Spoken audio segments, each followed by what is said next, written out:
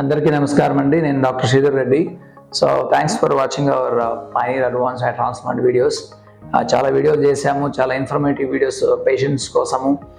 ఈరోజు మనం మాట్లాడుతున్న వీడియో ఏంటంటే క్లాస్ 2 బాల్నెస్కి మన దగ్గర చేసిన పేషెంట్ రిజల్ట్స్ మేము చాలా మంచి రిజల్ట్స్ తీసుకురాగలిగినాము. అది ఏ విధంగా సాధ్యపడింది అనే దాని గురించి విత్ ఎగ్జాంపుల్ ఒక పేషెంట్ ఎగ్జాంపుల్ చూపిస్తూ ఏ విధంగా చేయగలిగామనే దాని గురించి డిస్కషను.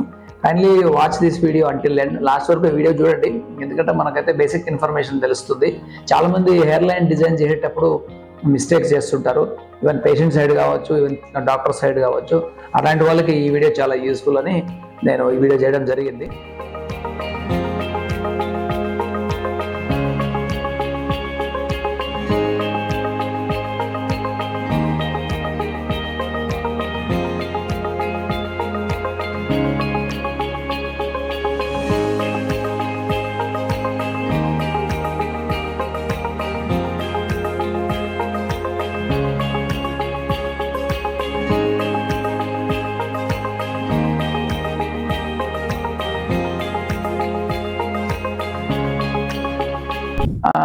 ఈ తర్వాత ఇంకోటి ఏంటంటే చాలా మంది పేషెంట్లు ఏమనుకుంటారంటే ముందర కదా చాలా చిన్న బాల్నెస్కి ఇన్ని గ్రాఫ్ట్స్ ఎందుకు అవసరం అవుతాయి, లేకపోతే ఇంత డెన్సిటీ ఎందుకు, లేకపోతే ఇంత టైం ఎందుకు పడుతుంది అని అడుగుతుంటారు.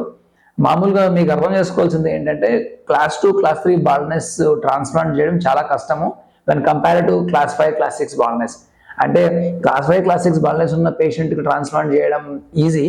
మనము క్లాస్ 2, క్లాస్ 1 బాల్నెస్ చేయడం చాలా కష్టం. ఎందుకంటే ఈ ఫ్రంట్ సైడ్ చేసేటప్పుడు ఈ మార్కింగ్స్ అవి చాలా ప్రెసిషన్గా ఉండాలి. రోడ్డు మధ్యలో మనం ఈజీగా వెళ్ళొచ్చు, కానీ రోడ్డు ఎడ్జ్లో వెళ్ళాలంటే ప్రెసిషన్గా, అంటే పక్కకు వెళ్ళకుండా పర్ఫెక్ట్గా వెళ్ళాలి.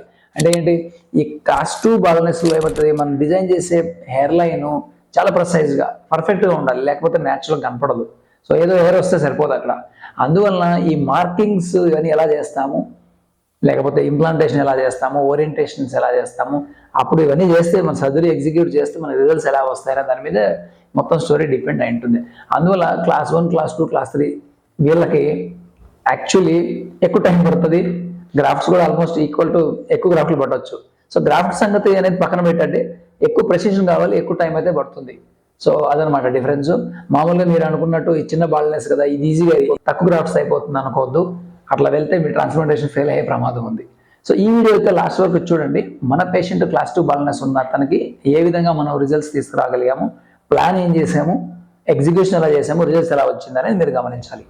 ఈరోజు ఈ పేషెంట్కి అయితే క్లాస్ 2 బాల్నెస్ ఉంది. మనం చూసారా మార్కింగ్స్, ఇక్కడ మార్కింగ్ చేసాం కదా హెయిర్ లైన్, ఈవెన్ టెంపుల్ యాంగిల్స్లో కూడా కొద్దిగా. ఇక్కడ మెయిన్ ఏంటంటే ఈ మార్కింగ్స్ మేము ఏ విధంగా చేయగలిగాం అనేది మీకు జస్ట్ మార్క్ లాగా కనపడవచ్చు. మనకు కొన్ని క్యాలిక్యులేషన్స్ ఉంటాయి. ఈ అప్పర్ ఫేషియల్ హైట్ అని, మిడ్ ఫేషియల్ హైట్ అని, లోవర్ ఫేషియల్ హైట్ అని మనం ఒక అప్రాక్సిమేట్ క్యాలిక్యులేషన్స్ చూస్ చేయొచ్చు, లేక స్కేల్ తీసుకుని మెజర్మెంట్ చేసి మనం క్రియేట్ చేయొచ్చు. ఆ తర్వాతనే మనకు హెయిర్ లైన్ ఎక్కడ ప్లేస్మెంట్ చేయాలని ఒక క్లారిటీ వస్తుంది.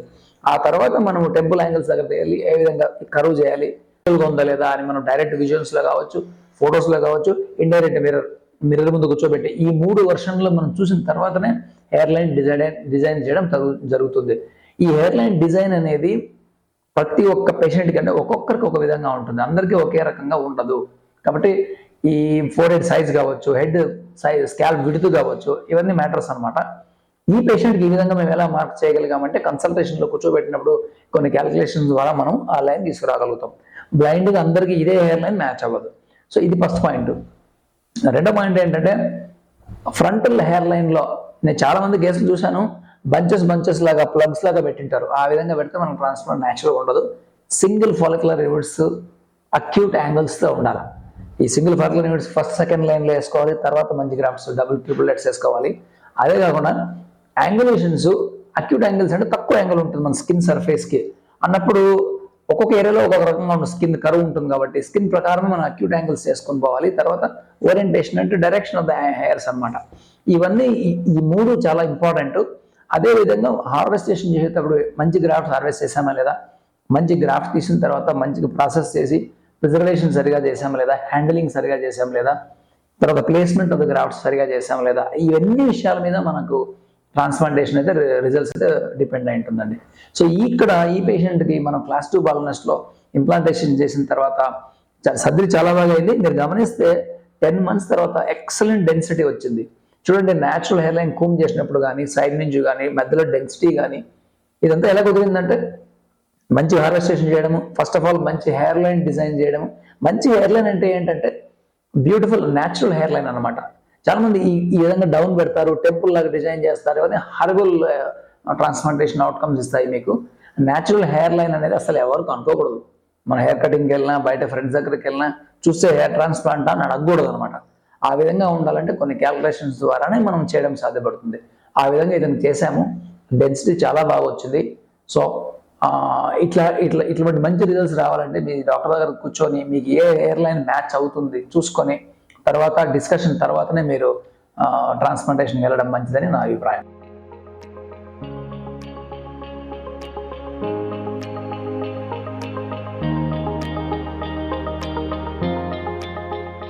కన్క్లూజన్ ఏంటంటే ఇట్లాంటి పేషెంట్స్లో బేసిక్గా చాలామంది కన్సల్టేషన్కి వెళ్ళిన వెంటనే నాకు హెయిర్ లైన్ ఇలా కావాలా అన్న వెంటనే క్లినిక్స్లో ఉన్న వాళ్ళు ఏదో ఒక పేషెంట్ వస్తే చాలు మనకు ఉద్దేశంతో మీకు ఎలా కావాలో ఆ విధంగా చేస్తామని చెప్పి కిందికో లేకపోతే సైడ్కో పెడతారు.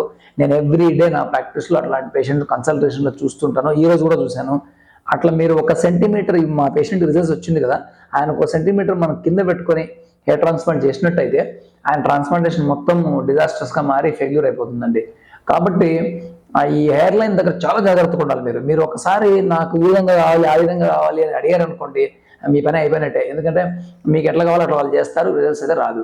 కాబట్టి ఏది చేస్తే బెస్ట్, నేను ఏ విధంగా ఇప్పుడు నేను ఈ విధంగా హెయిర్ లైన్ చేసుకోవాలనుకుంటున్నాను, అది నాకు మ్యాచ్ అవుతుందా అవుదా, లేకుంటే మీ సజెషన్ ఏంటి, నేను ఎక్స్పర్ట్ని అడగండి. అప్పుడు వాళ్ళు కొన్ని సలహాలు ఇస్తారు. దాన్ని బట్టి అప్పుడు మీరు డెసిషన్ తీసుకోవచ్చు.